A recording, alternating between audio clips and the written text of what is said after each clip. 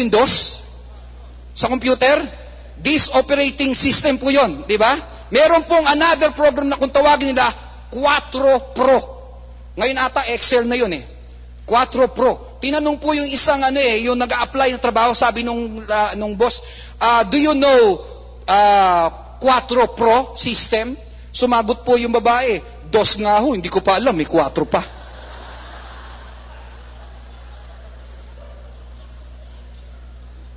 Enhance your mind. Praise the Lord.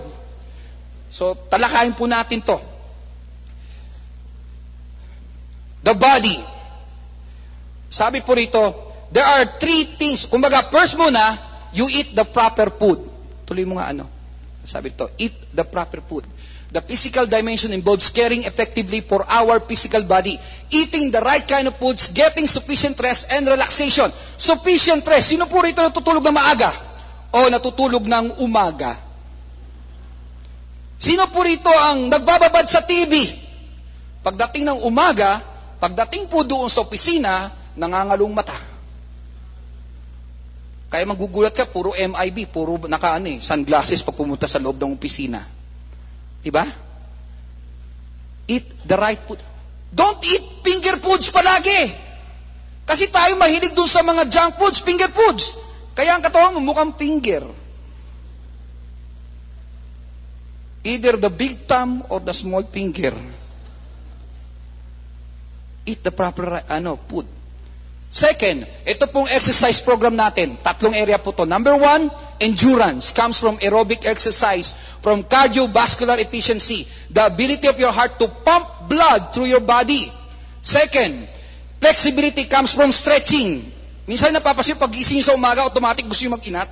Kasi gusto ng katawan yun to stretch. Third, is strength. Comes from muscle resistance. Exercise like simple calisthenics, push-up, pull-ups, and sit-ups, and from working with weights. Amen? O baka sino dito nagwe-weightlifting araw-araw?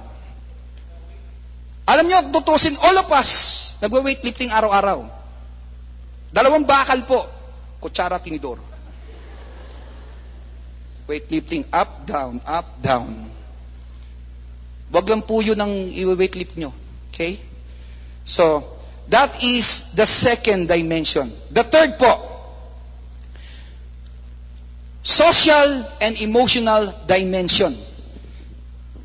Social and emotional dimension says here, renewing our social. Tuloy mo na renewing our social. Okay, ito muna mga verse. Sabi po rito, love your neighbor as yourself. Do nothing out of selfish ambition or vain conceit, but in humility consider others better than yourselves. Each of you should look not only to your own interest, but also to the interest of others.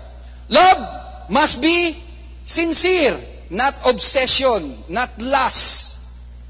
Kasi yung iba sinasabi nila love, pero totoo hindi nila alam ang ibig sabihin ng love Sometimes, there are people na ginagamit ng love para sakalin ng ibang tao. Diba? Yung iba naman, yung love nila is careless love. Walang pakialam, kahit anong gawin mo. Total, mahal ka. Sige, gawin mo lahat ang gawin mo. Kahit saksakay mo sarili mo, okay lang. Sige. Go on. I love you.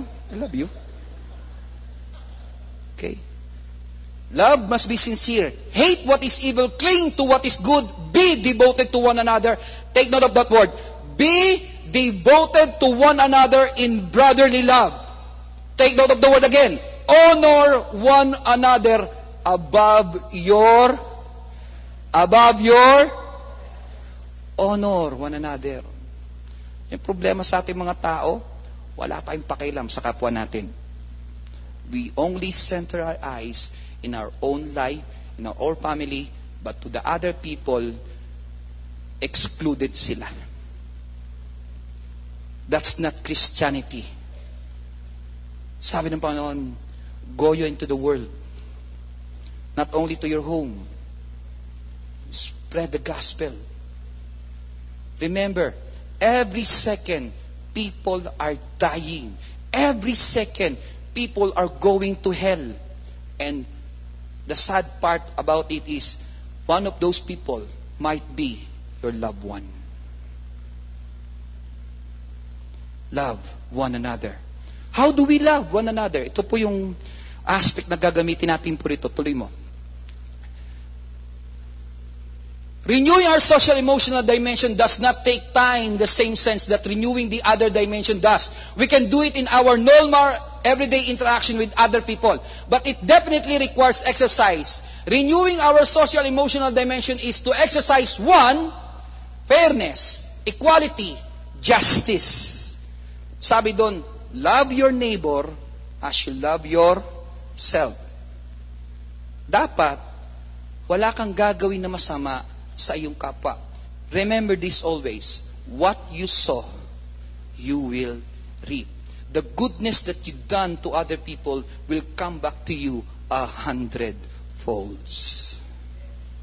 Sabi mo nga sa katabi mo, I will be good to you.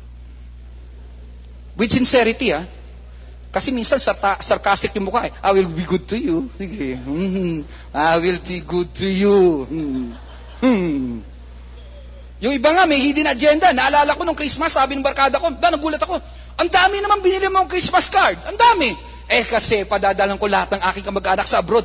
Ba, thoughtful, very good. Ang bait mo naman kamag-anak. Oo, kailangan padala lahat yan. Kasi pagbalik niyan, may dollar. That's not love. Amen? Next. Consideration. Empathize and respect. Alam mo, the best way to love people also, lalo na po yung mga may problema, is to listen to them. Listen. Inaalala ko po yung yung story to about a guy na sinabi niya kaya sa Doc, may problema ako. My wife has a hearing problem. Oh, why? Because whenever I call to him, talk to her, she doesn't respond. I think her ears are damaged. Okay, let's test kung gaano katindi yung damage of her ears. Whenever she cooks, go at the back of her, don't let her notice you, and give a distance of 20 meters. Then ask her, honey, what are you cooking? So he did. Pumunta po siya when he got home, he saw her wife, no? Yung his wife pala, nagluluto. So his wife, sabi niya, 20 meters. Tingnan natin. Honey, what are you cooking? No respond. Another 5 meters, lapit siya. 5 meters, lapit siya.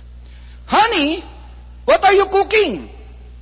No respond. So, another 5 meters ulit. Sabi niya, honey, what are you cooking? Wala pa rin respond. Until to the point that he is at the back of her wife. Nandun na sa likod niya.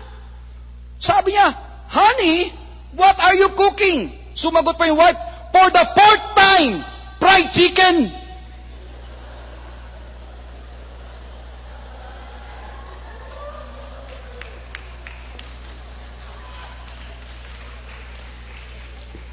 Minsan totoo po, may problema, hindi sila tayo.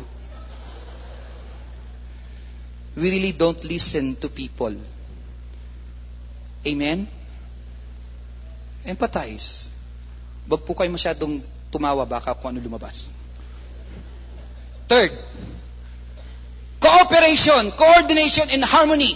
God calls us as a corporate body. He doesn't just save you as a one person. He wants you to be a part of a group of believers.